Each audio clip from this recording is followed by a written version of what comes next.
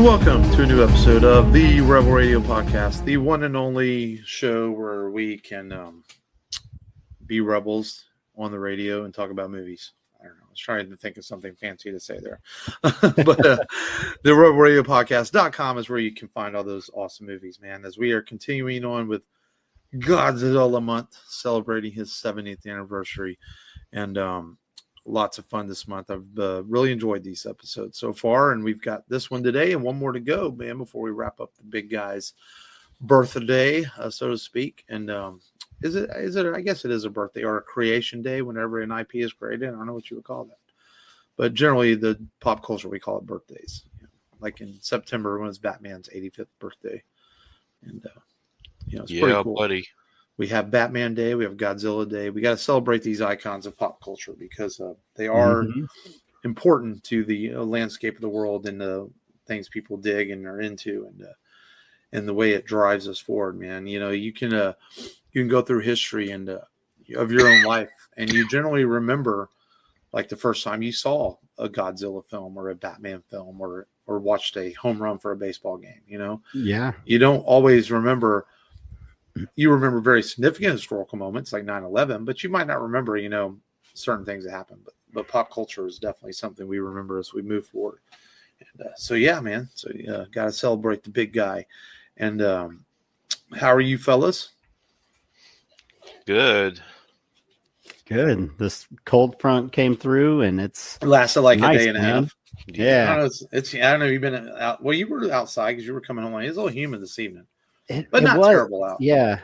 We're still experiencing like multiple seasons throughout the day where it's like you wake up and you need a jacket. And that's fucking Texas, man. Yeah.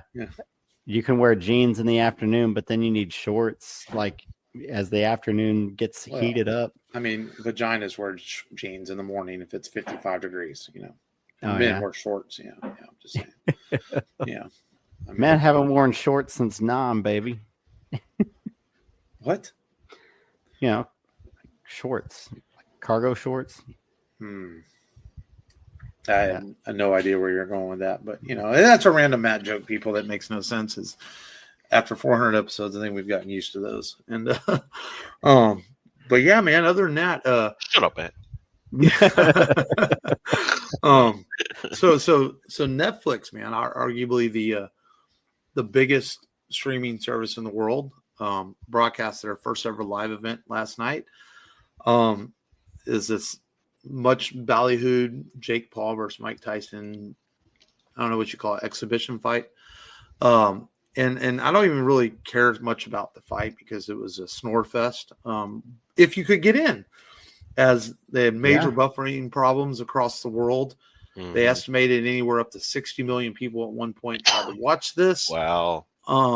Is what they're saying. At least, that's 60 million is their projections. How many people will try to tune at one point? That's quite the overload. Yeah, and as a wrestling fan, this scares me since Raw is going to Netflix on January 6th. And I'll be pissed if I can't log in and watch the first episode of Raw because they're projecting that to bring Netflix anywhere from 8 to 10 million a night is what they're projecting. Because, there's a lot of countries that don't get Raw. They have to watch it on, websites that show it, things like that. And Netflix and Raw is fixing to expand its brand big time when it goes to Netflix. For an example, in the US alone, Raw averages about 1.2 million to 1.5 million viewers a week. That's on television. Now you're expecting 8 to 10 million a week.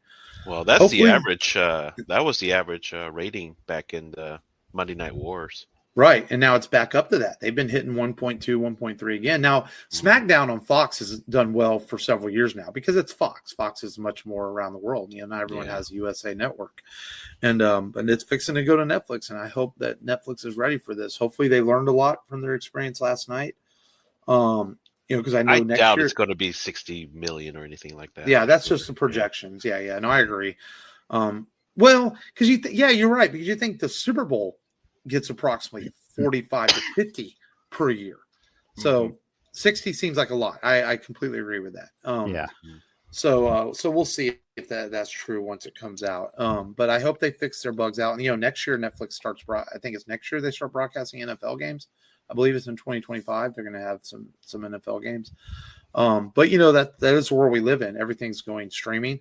But Amazon Prime has been doing football for a couple of years now. HBO Max, Paramount Plus are all doing the NBA, doing NFL games.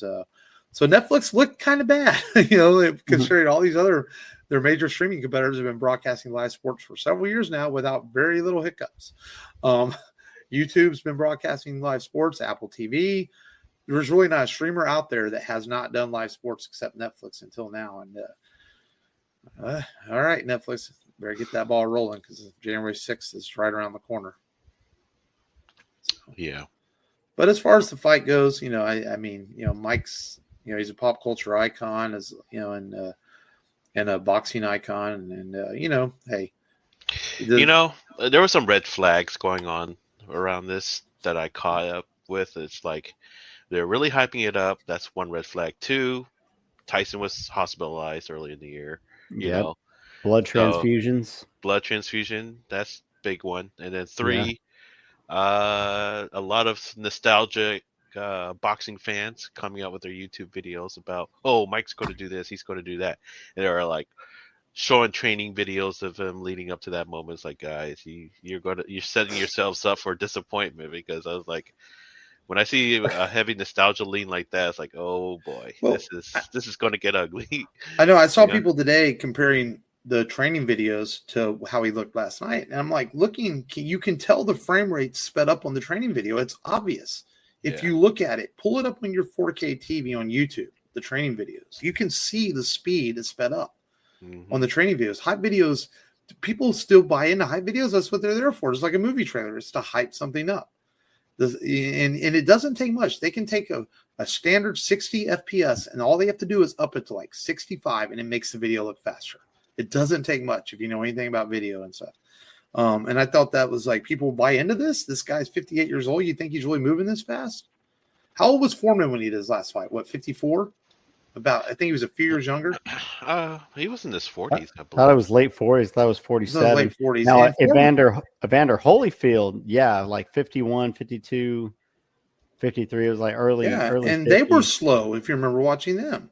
Yeah. So what'd you expect from a guy who's 58? Recently it's like Floyd Mayweather retired at 40, De La Hoya retired at 36.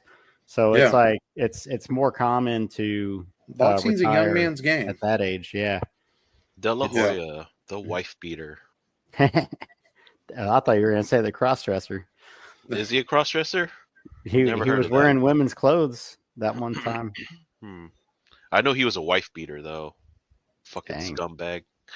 So I lost all respect for him. He liked the cocaine, I think. Cocaine and beating wives. The booger sugar. The booger sugar. But man. So but if another thing, no, go ahead. It's like if Mike was going to win, it would have had to be in the first 2 rounds, right? Because he's going to get gassed. If he got the power, it's going to have to be used in the first 2 rounds. Now, the rules said that if he did not make it to the 8th round, if the fight did not go to the 8th round, he would not get his $20 million. So you automatically take, his biggest advantage to winning the fight. Yep, they're laughing their way to the bank. Yep. Yeah, well, and that's the thing. If anything, it was a win for Netflix, a win for AT&T Stadium in Dallas, a win for the boxing world, who has struggled for years to really get popular again. It's almost become more underground than the UFC in some ways. No one knows who the heavyweight champions are. No one really watches boxing anymore. No, they don't have the avenue they had in the 90s and 2000s with guys like Mike Tyson, Evander Holyfield, and the pay-per-view numbers and promoters like Don King. So it's it brought attention to the sport, which can be a good thing. But it was interesting. I know Jake Paul and Logan Paul get a lot of flack for the things they do, and some of the because Jake was a trouble child and things like that. But hey, to me, yes, there are YouTubers that made it big, and people are just jealous they didn't make it big. That's the way I kind of view some of these YouTubers that made it famous. Like, hey, sorry you didn't think of it. Yeah, it's like, I'm an idiot all the time, but I don't get millions of dollars for being one. You know. Um, yeah, good job admitting that, Matt. Oh boy. If you're gonna be an idiot, make sure you get paid damn well to do one. Don't do it for free. That's true. But on a different note, we got a trailer this week for Mission Impossible: The Final Reckoning, and yes, Long, they're making another one. Come on, man. I mean, which was somewhat shot back to back, before they held on to shoot the rest of it after Dead Reckoning came out. Mm-hmm. And man, but I think the trailer looks great. I mean, I'm excited for this. I love this series of films. They've been awesome. Going to be curious how they end it after Dead Reckoning. And will it actually be Tom Cruise's last film? I think it will be, as the Ethan Hunt we know. I think if they continue this franchise, maybe they'll pass it on where he becomes more of a mentor role. I think that would be a good way to do it, because he's already said in interviews they're not killing Ethan Hunt off. He will go off into the sunset. So, but he's dead when I tell him he's dead. But I'm excited for it, man. I think it looks great. I think it's a great trailer. It shows you nothing without showing you a lot, which I think is a sign of a great teaser trailer. To see what Gabriel does with this mysterious device that we were introduced to, in this artificial intelligent device that we were introduced to in Dead Reckoning. So, yes. You watch, man. I know you watched the trailer. Yeah, no, it looks like a continuation of a great film, a great series. Cruise probably did his stunts on his own again. I'm sure that's just what he does. But yeah, I like the storyline. Started in the first movie, and I'm excited to see this whenever it comes out and see what happens with his character. Like you said, what do they do? Is he a director, some kind of mentor, intelligence role? What does he do? Is he leading a team? Kind of like John Voight's character in the first one, but not corrupt. We'll see. Right.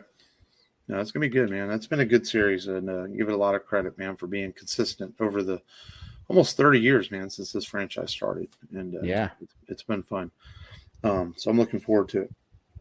I can tell you he's conducting a impossible mission. No shit, huh? Yeah. No shit. Denzel Washington, man's been doing some press for Gladiator 2, and kind of dropped hints that Marvel has not really announced many films past these Avengers movies. But it looks like I might get something weird there. It looks like Ryan Coogler is writing Black Panther 3, and as Denzel Washington dropped that Ryan Coogler is writing a part for him. He's going to be the original Blade. That'd be interesting. But I think that would be. I still feel like Black Panther 2 would have benefited from just recasting Chadwick Boseman, but I didn't hate the movie. I think the character is interesting enough in the introduction of Namor to continue that series. But I felt like that was a small bit of kind of news this came out this week through Denzel's mouth that people didn't pick up on. I guess it was a given that Black Panther 3 is coming, considering the success of the first two. But I thought that was cool. I would be curious to see where they go with it. And Denzel's, good actor. Gladiator 2 is actually getting pretty good reviews. Good actor. He's like one of the biggest actors, isn't he? Oh yeah, one of the best. He's also saying he's mulling retirement. He says he's going to be one of those actors that's not going to keep doing this till he's 80 or 90. He's going to be 70, I think, next year. And he says, "Hey, a few more films, I think I'm done." He doesn't want to end up like Morgan Freeman. Right. Yeah. So I think that's good. Still no Fantastic Four trailer yet, but probably here in a couple weeks, I'm thinking. Same with James Gunn's Superman film.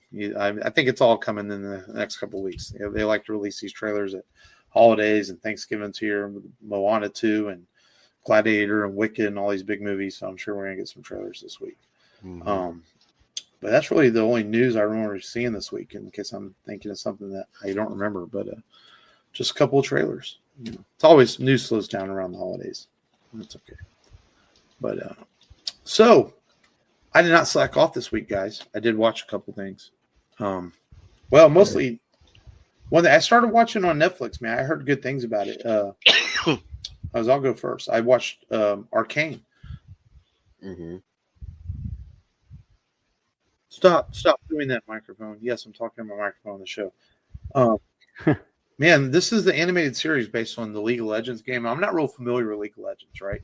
I've heard of it, don't really know what it is. But man, someone at work was talking about this show, and so I decided to check it out, and it's really good for an animated series. It's only 2 seasons because it's really expensive to make, and it's pretty adult storytelling, not like sex or anything like that, just a lot of the themes it deals with. Yeah.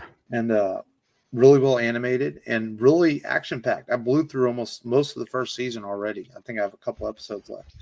And I checked out on IMDb and it gets like a 9.0, and I'm like, wow, that's really highly rated, and I can see why. Pretty darn good. I've always heard good things about it. Yeah, man, I'm really liking it so far, man. Beautiful animation. Yeah, man, it's remarkably well animated. Really good storytelling, great voice acting. But man, it's really good stuff so far, and it's not. I just decided to check it out out of the blue. But I watched that, and then last night, because I gave up on trying to watch the fight, even though I did catch the last 4 rounds once I was able to get into Netflix. Me and the kids decided we watched Transformers 1 last night, which, if people don't know, it hit Paramount Plus yesterday. And man, this movie's fucking awesome. I kind of regret not seeing it in theaters. The kids sat still and watched the whole thing. I watched it. It's a lot of fun, man. And I know you guys are big Transformers fans too, and don't sleep on this one, man. It's a really well done movie, really well animated. Chris Hemsworth, and I have to give it to him. I know he's not Peter Cullen, but he's great, man. He does Optimus very well. It's a really good story. It's a really worthy origin story of these characters we've grown up watching. I really, really liked it. I don't know if I can recommend it enough. It could even sneak into my top 5 of the year. That's how much I liked it. Wow. I really enjoyed the heck out of it, man. It's a little silly at times, but it's a kid film, so it needs to be. But it wasn't silly to the point where I thought it was dumb silly. I was laughing. You'll get some good moments out of it, man. But this is a movie that, man, it's a shame it came out in September, man, and did not do well, because it deserves to be seen. It deserves to.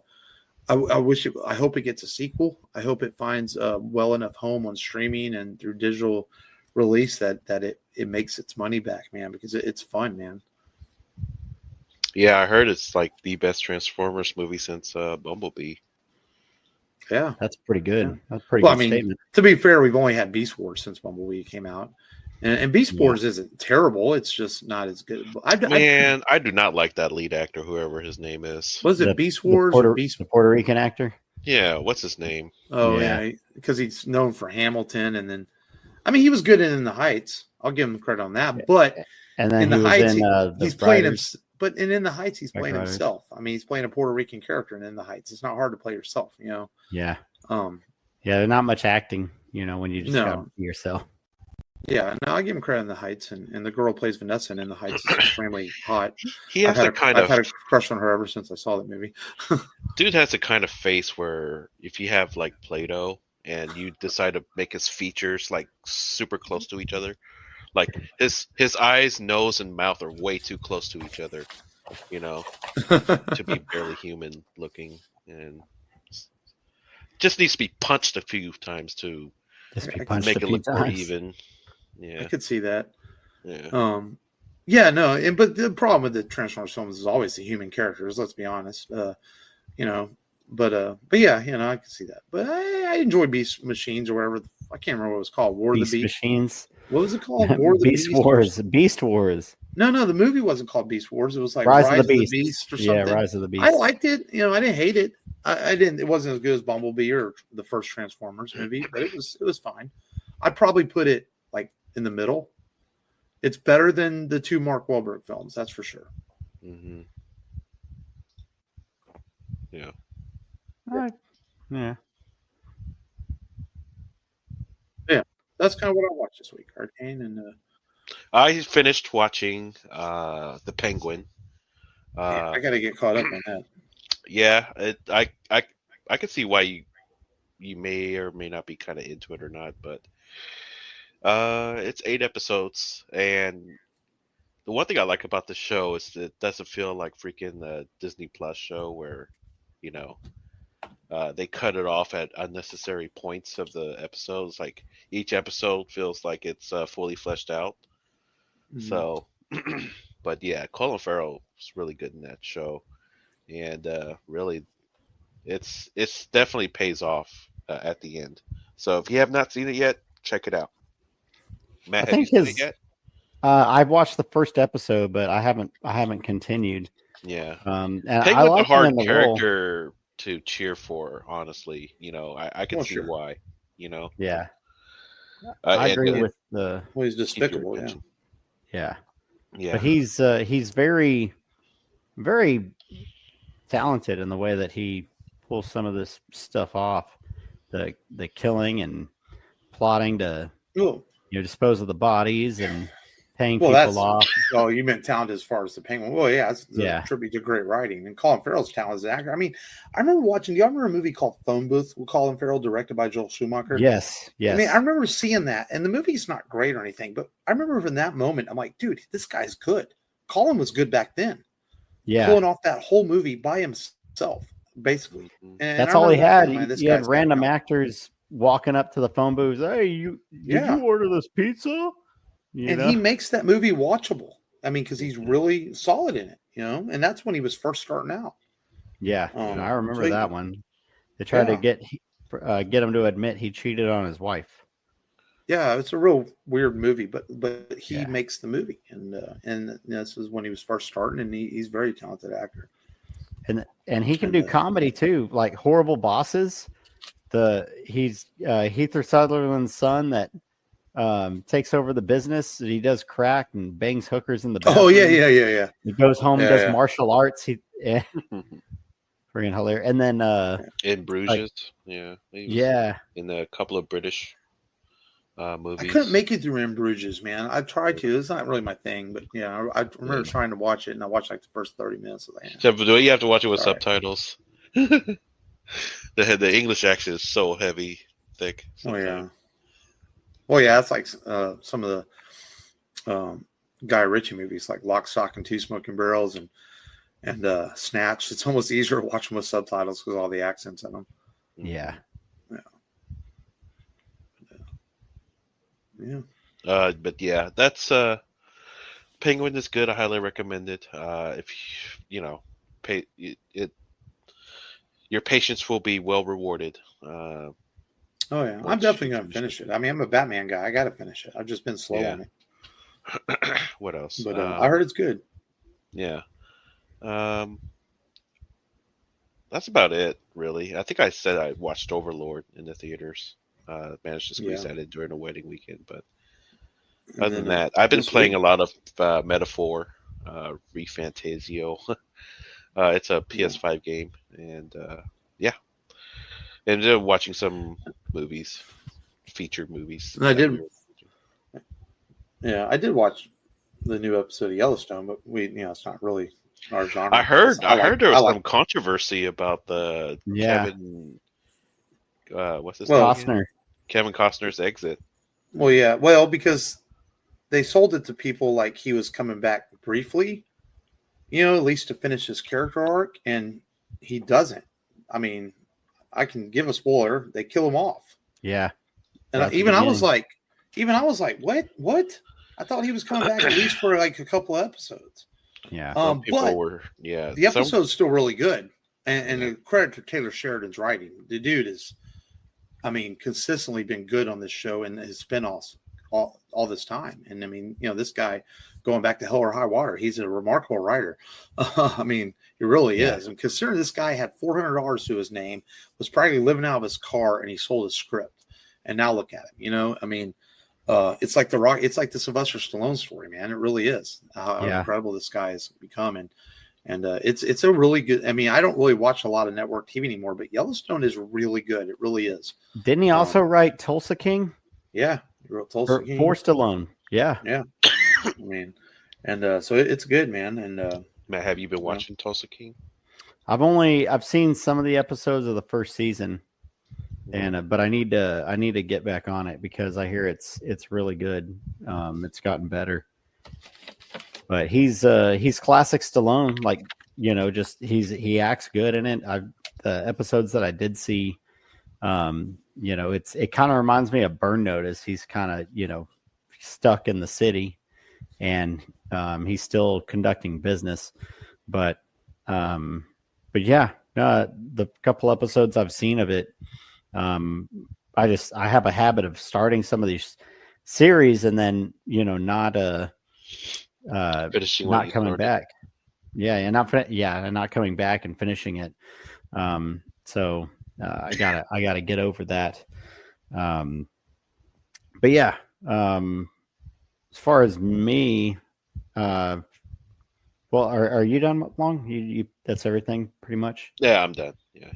Yeah. I mean, I did the fight. I watched it while I was at work. While we're looking back and forth. Luckily, I got connection right whenever Tyson was taking the stage.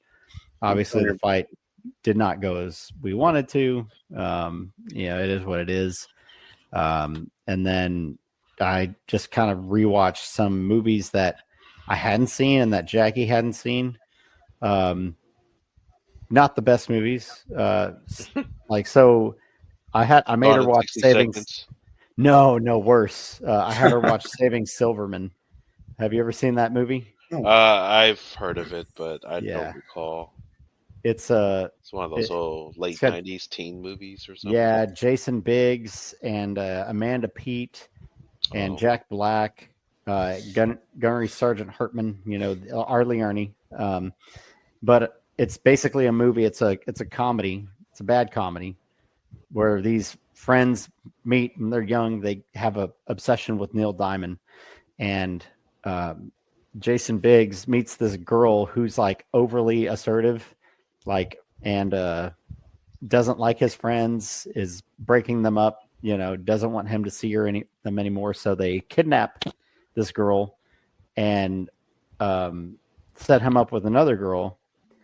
And, you know, then she escapes and there's all this crazy stuff that happens, and they get Neil Diamond to help him get away from her and be with the girl that they brought back, because it's his like high school sweetheart and stuff like that.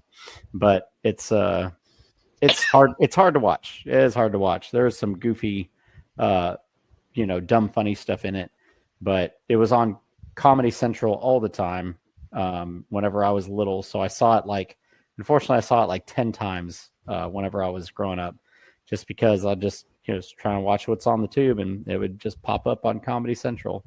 That and Half Baked, it's like they'd cycle it. And then Jackie had not seen Demon Knight with Billy Zane. Is that the Tales from the Crypt movie? The Tales from the Crypt movie, yes, with Jada Pinkett Smith, Billy Zane, and you know, the bad guy from Lethal Weapon, from Die Hard. I saw that in theaters, believe it or not by choice. Yeah, Demon Knight. Wow. You guys remember Warlock? Yes. Yeah.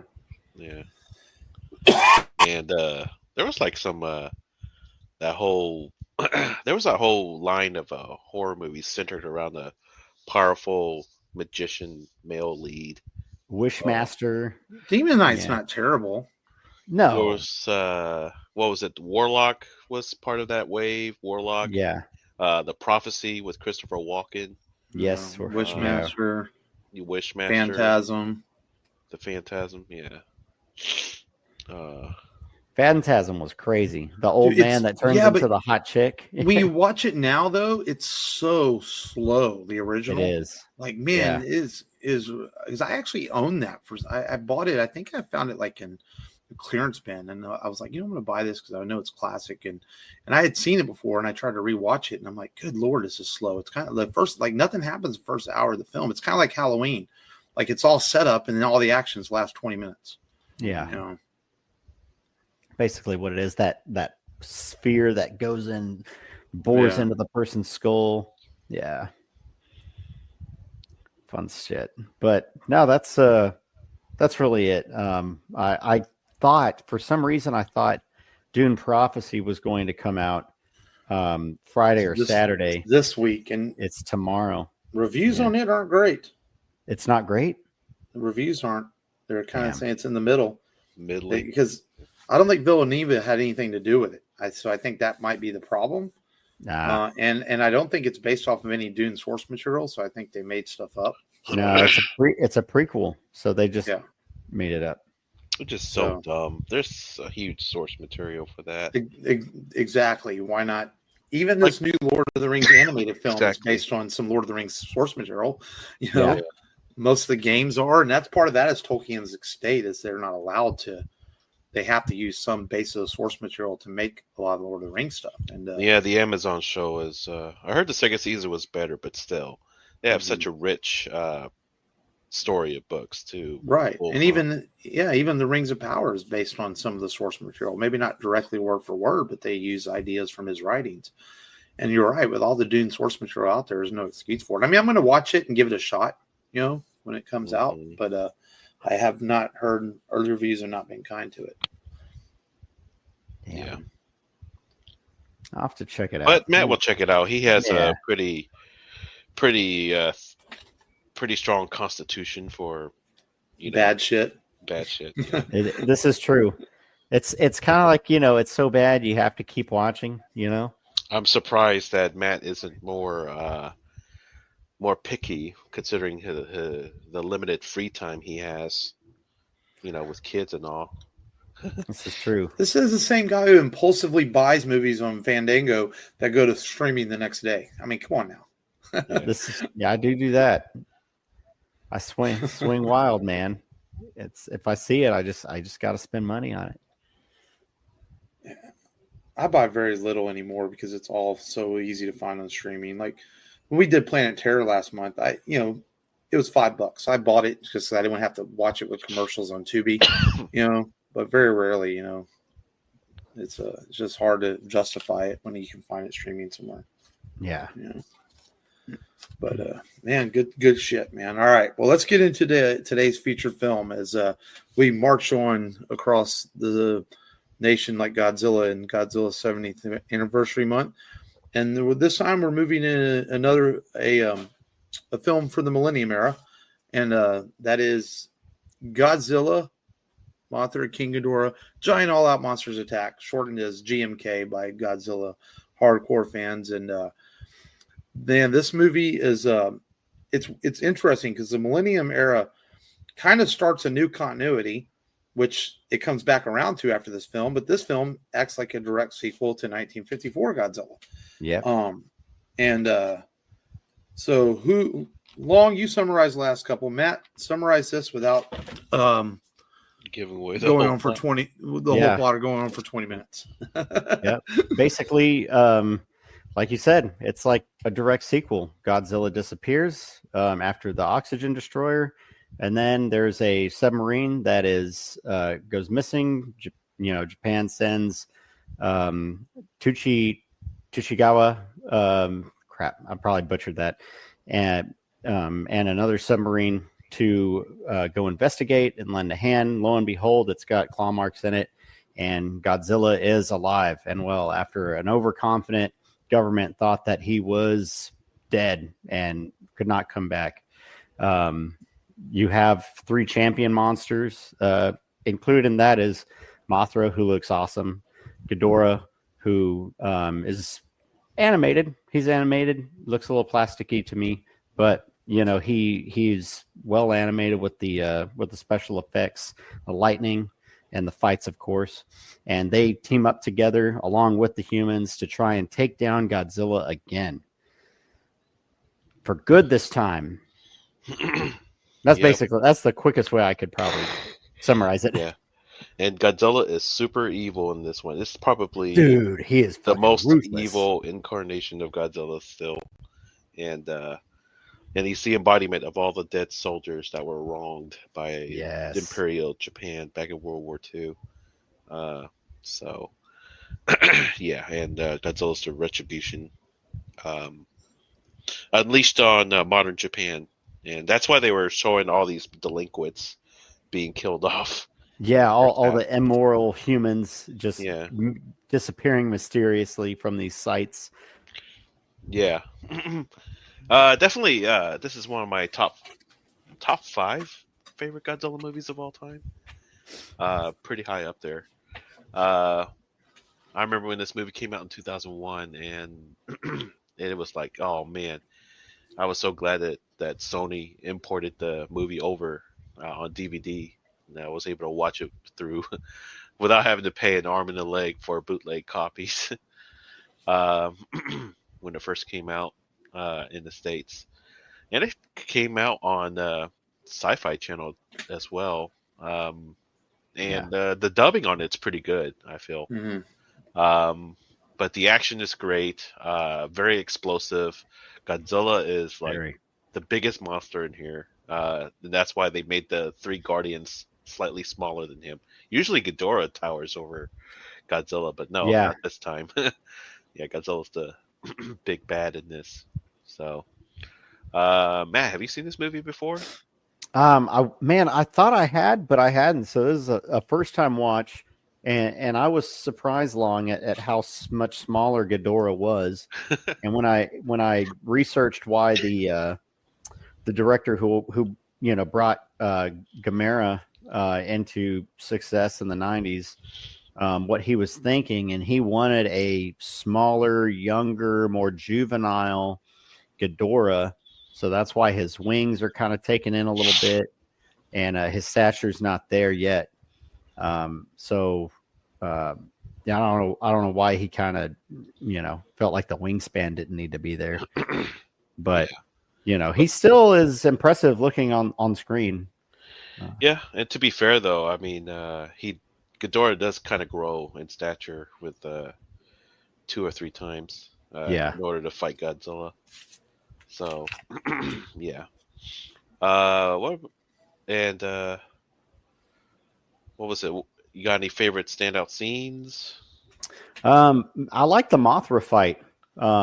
Really, and the really, just there's a lot of action in this to go around.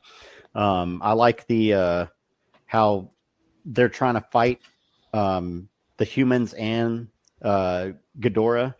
And Ghidorah's wrestling with Godzilla, and Godzilla has the battle IQ to pull Ghidorah, kind of position Ghidorah in front of the torpedo that comes in and hits, instead of colliding with Godzilla, it hits Ghidorah, and then now they just took out a guardian monster, and I was like, wow, Godzilla, doesn't seem like a brainless beast whenever they're fighting him. He's actually his moves have purpose sometimes behind him, versus just I'm going to blow the shit out of you with this atomic breath, which is very impressive and terrifying throughout the scenes whenever he uses them on all 3.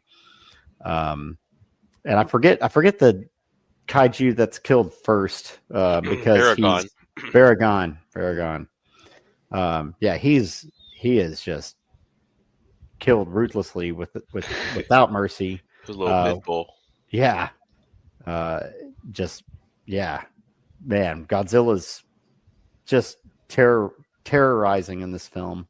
I haven't seen a more polarizing Godzilla since Minus One, and obviously didn't see this until now. So it reminds me of Minus One Godzilla in a way. I think obviously Minus One probably more terrifying with the special effects they had, but I was pretty impressed with what they did with the CGI, and I think they combined the suit and CGI as well. And the actor was trying to keep his hands down a little bit more. He wanted to move similarly to the Heisei era, I want to say is what the suitmation actor was going for. It was originally designed to be a horizontal stance rather than the usual vertical stance. Yeah. Like more dinosaur like than but the suit was so big and so heavy that the suit actor couldn't do it. So yeah. So he had to settle for that posture. I think it was the biggest suit they've ever made, right? Because the actor was like over 6 foot tall. Yeah. He was the tallest actor, I want to say, to don a Godzilla suit. So they definitely, especially following that horrendous American version, it's like they wanted to make it even bigger, because I think that's what the marketing was at the time. It's bigger than T-Rex, and then we're going to make Godzilla even bigger than that horrible version of Godzilla. They actually, funny they mentioned that movie with like a tongue-in-cheek line in this movie. Yeah. They say something like, "Didn't a lizard attack New York recently?" And they said something like that. Yeah. It's like, yeah, the Americans think that it was Godzilla, but we have our doubts. Yeah. But yeah, no, it's a great film, and I can't believe I haven't watched it. I guess because it's the Millennium era, it's kind of paired with the Final Wars. Maybe I just missed it. I don't know. I'm trying to figure out why I hadn't seen this one earlier, and not sure why. But it's Mothra looks great. He kind of dons his not the 64 Mothra, but the 89 or 91. Forget 91-ish or so. Yeah, 91-ish. And looks good even whenever it's getting shot. And I don't know what Mothra really does at that point. Disappears into dust and kind of revitalizes Ghidorah. But Mothra can't be killed, right? It just turns into like nature and then comes back. Yeah, in general, yeah. But no, I think this is a very fast-paced Godzilla film. Moves well.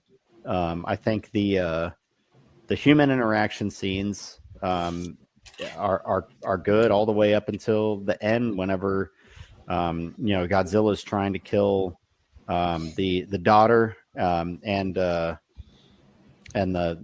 man that's with her, I forget the relation, but her father is Tsuchihawa, and Tachibana, that's his name. Tachibana. Yeah. And right at the end, there's some drama there, where he's like, don't touch me, could be radiation.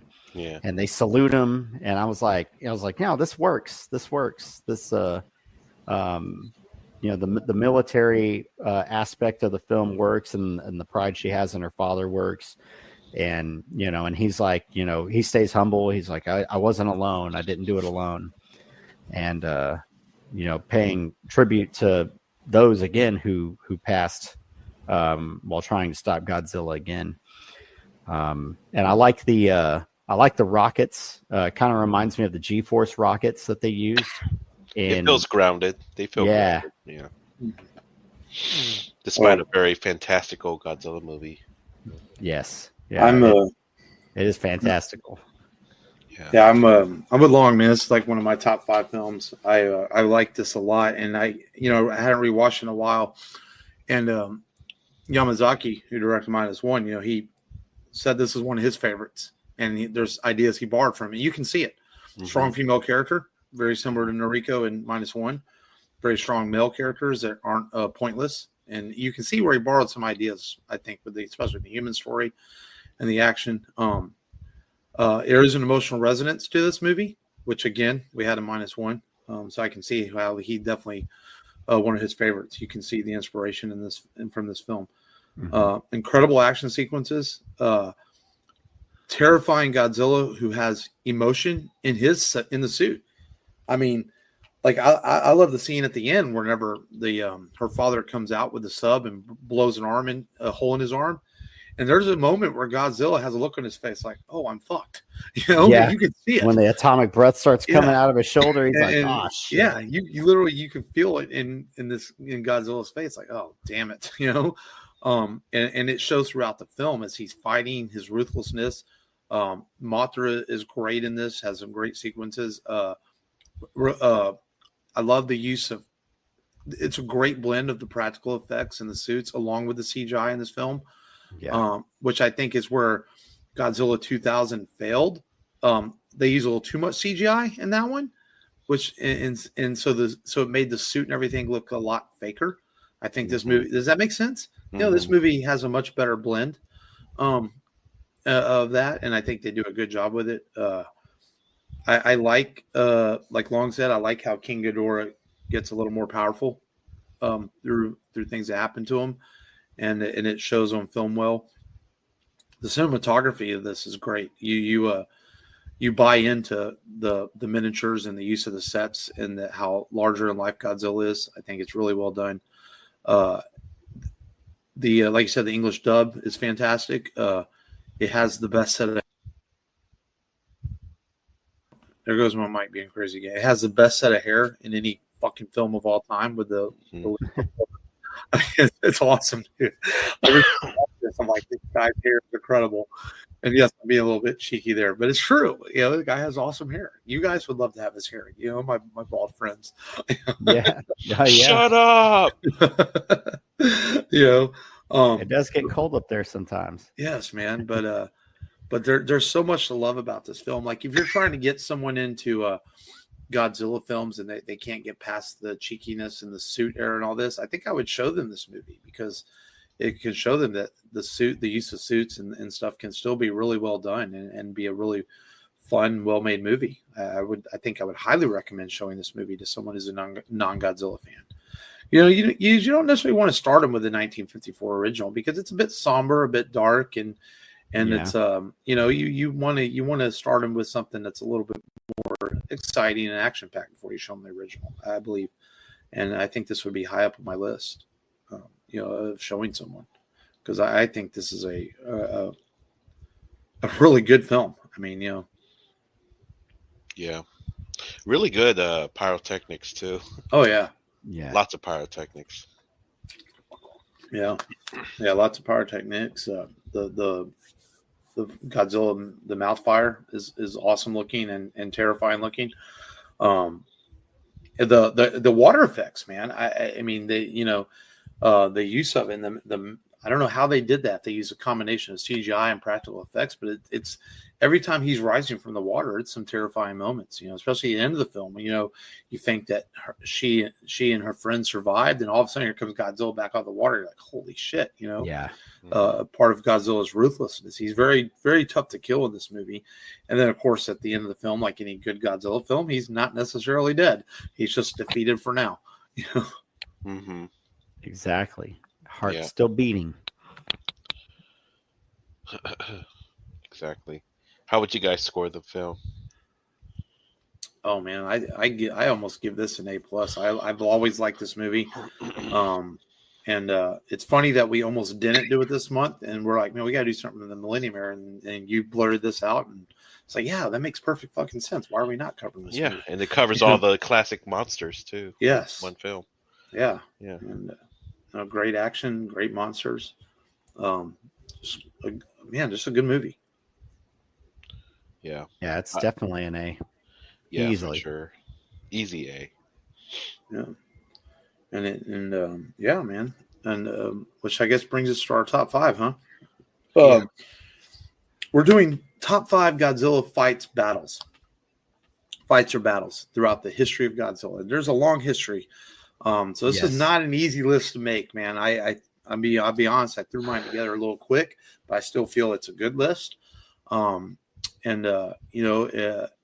There's no wrong in this. This is our opinions, because there's so many great fights over the years. I mean, we've done 38 films and 70 years of history. You're going to have some good fights, and it's hard to narrow it down to 5. But here we are with our top 5, and I don't think I've ever gone first these top 5s the last few weeks, have I? So maybe not.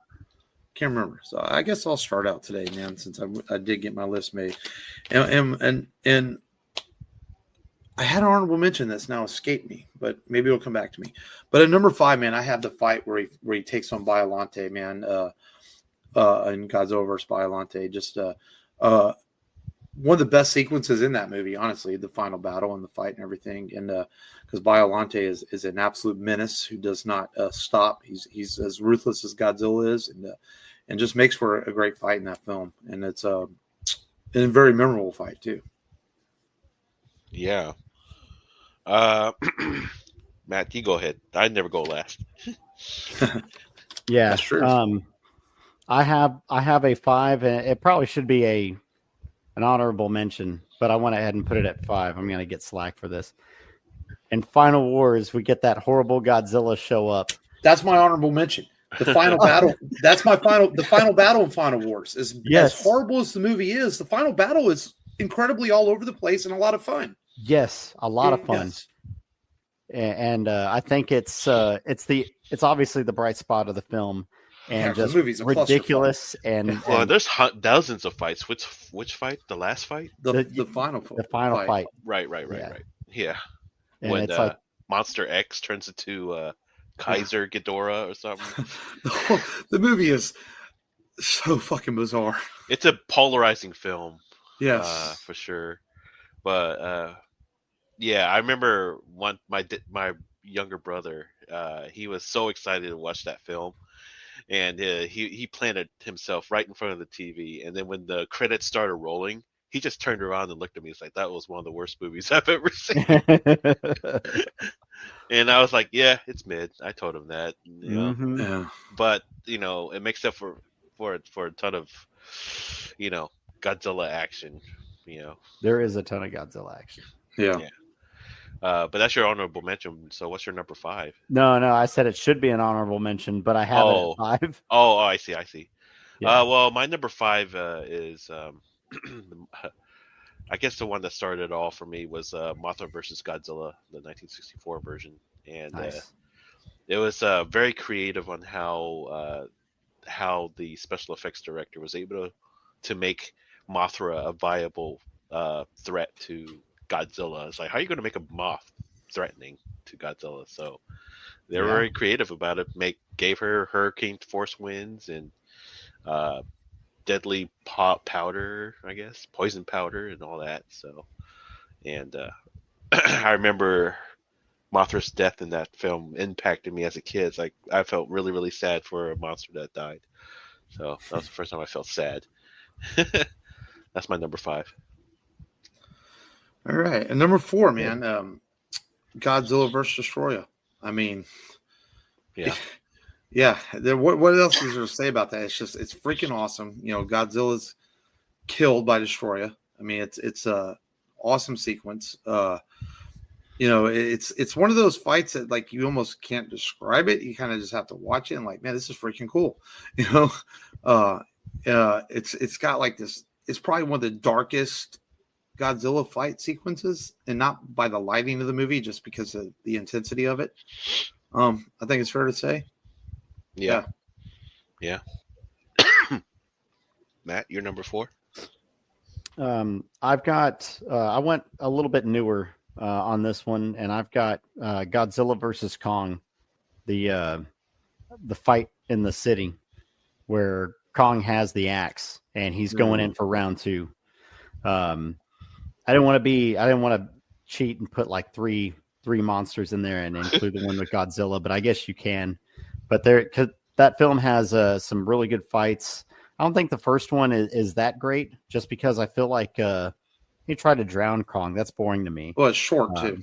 And it's very short.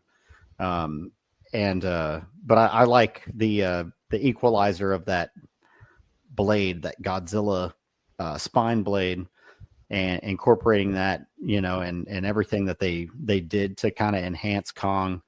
But it's got some great fights. Obviously, technology has a big impact on how we can see Godzilla fights and how they can be portrayed.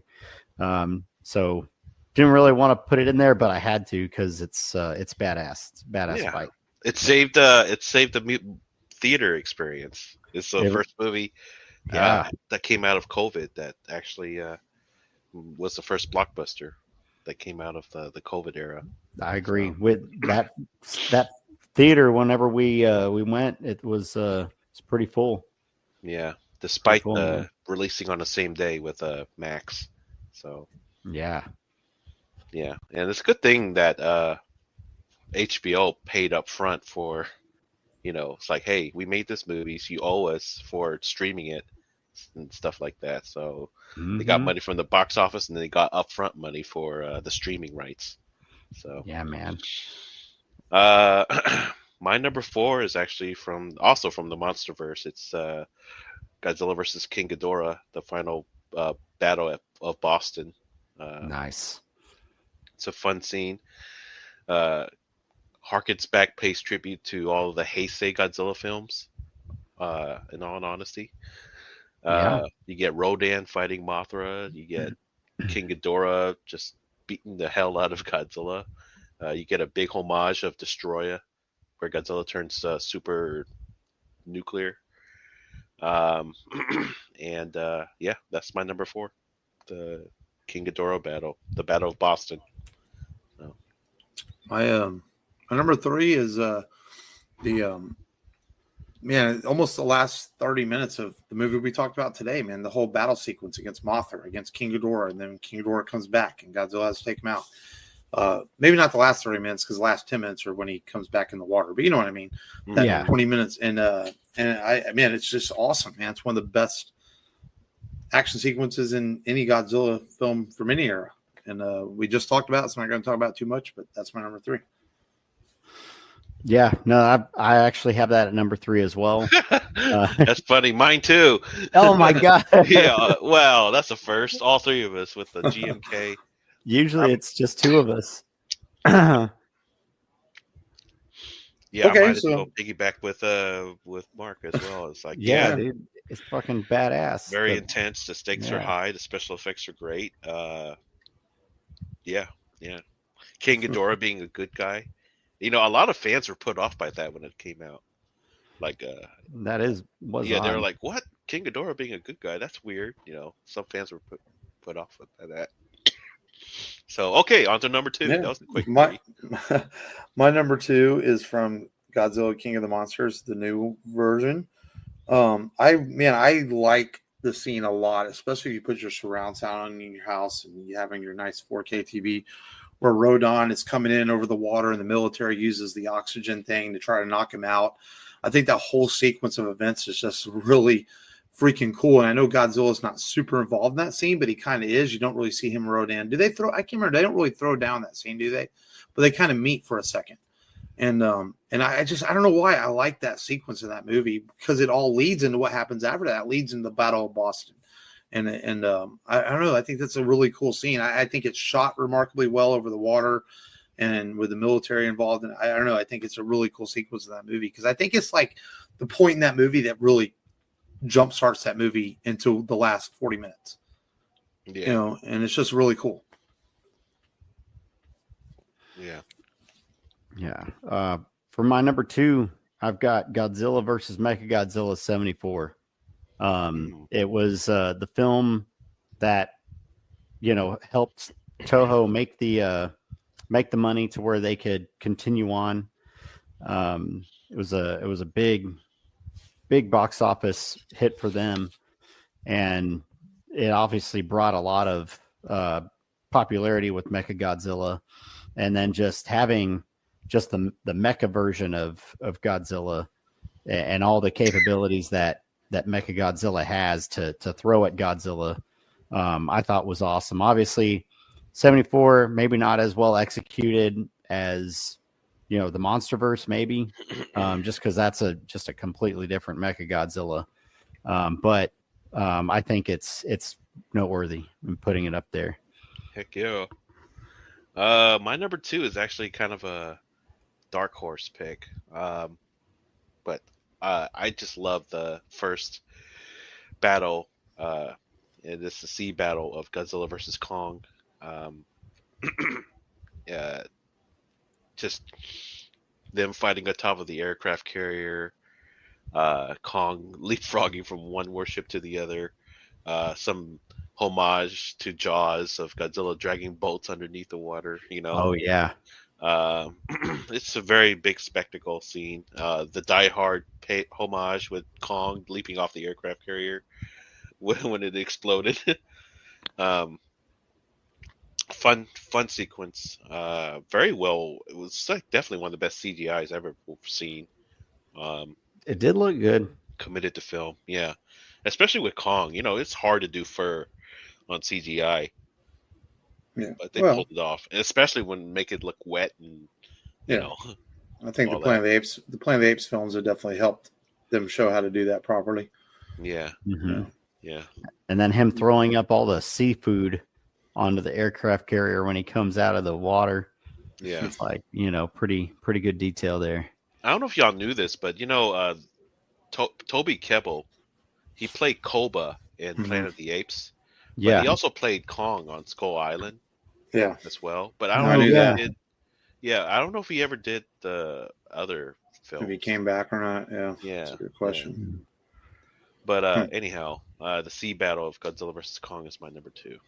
Number 1. My number 1, because unlike Matt, I'm willing to cheat because I think it's freaking awesome. I waited, and that's Godzilla versus Kong versus Mecha Godzilla and Godzilla versus Kong. That scene is fucking awesome. I regret not going to see it in theaters because I was lazy and I watched it on Max. And I'm like, holy shit, this is freaking cool. And I love it. Yeah. Still love it. That's like a comfort movie for me. If there's nothing, kind of like Star Wars and Indiana Jones, if there's nothing else on, sometimes I'll put Godzilla versus Kong on in the background and that scene. But if that scene comes on, I'll sit down and watch it. It's just freaking awesome. And that's nothing to take away from all the classic films we've gotten.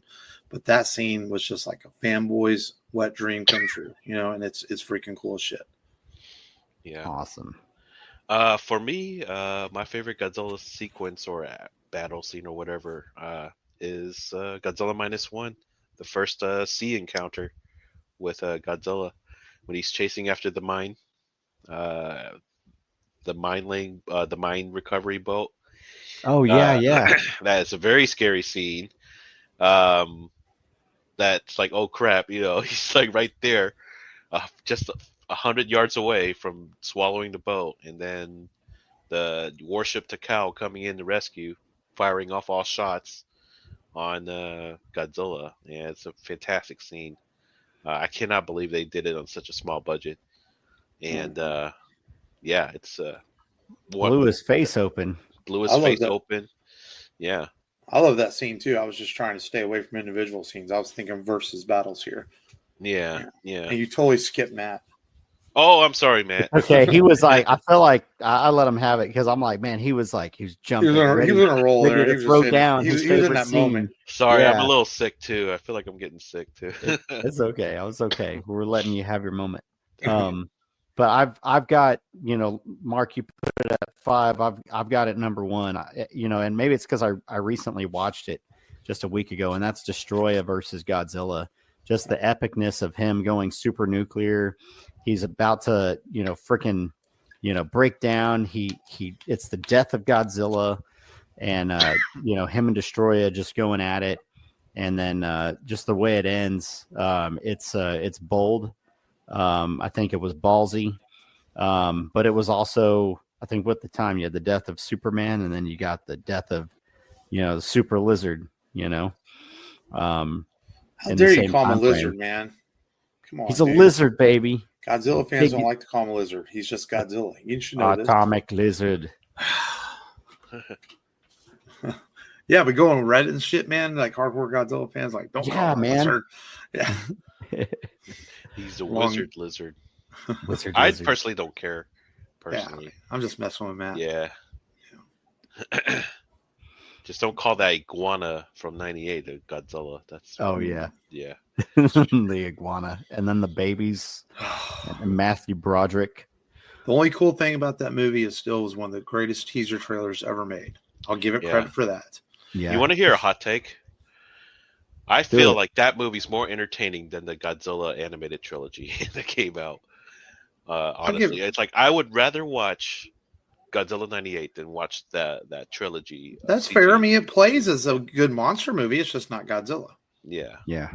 No, that's fair. All right. Well, we are going to conclude our Godzilla month next week, just in time for you to listen for your Turkey Day and all that good stuff. With a film that came out last year and was unanimously our movie of the year last year, and it is you're good, bud. And then it's currently on Netflix. If you've not seen this, if you haven't seen this, you're sitting on a bump in a log and not watching one of the best films made in the last several years. And that is, of course, Godzilla Minus One.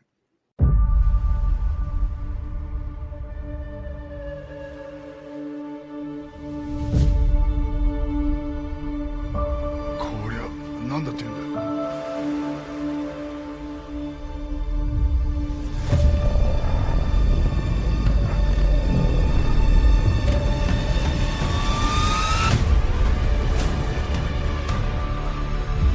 我々しかこの国の未来を切り開くことはできないんだ。あの怪物の生態は未知のことが多すぎてる。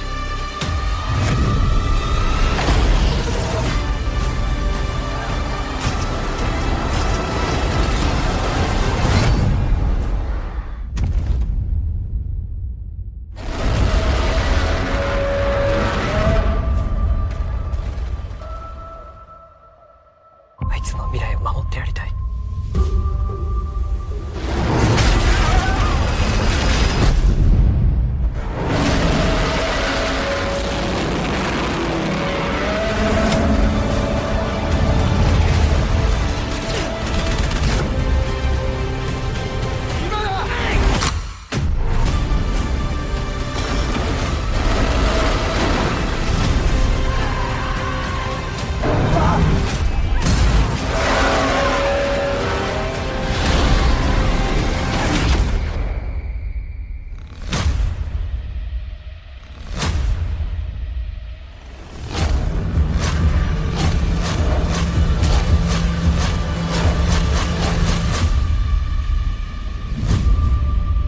ゴジラマイナスワン。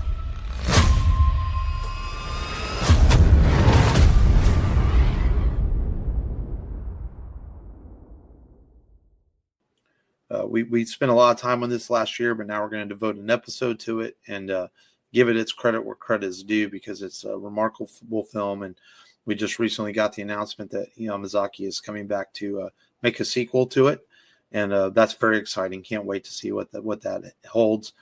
And it won Godzilla's first Oscar after almost 70 years, and that's pretty itself. And we're going to talk about that and much more next week as we conclude our Godzilla month on the podcast. And man, I'm looking forward to it. It's a movie I saw twice in theaters, once in color, once in black and white. It was a lot of fun, and can't wait to talk about it next week and conclude our 70 years of Godzilla. But until then, the RebelRadioPodcast.com for all your Rebel Radio needs and any podcast app that you can find us on. And but enjoy your week. We thank you as always for listening. And this has been Mark. This has been Matt. And Long's not going to say bye. Oh, I thought I was unmuted. I'm sorry. Yeah, I guess you just didn't want to say bye. I was muting myself from all the coughing I was doing. Oh, I thought I reactivated. It's like, oh, bye, guys. Whoops. We will see Healthy you. screonk for y'all. That's right. We'll see you all next week with Godzilla Minus One. Thanks for listening. Remember, as always, just go there and Just go there and do it.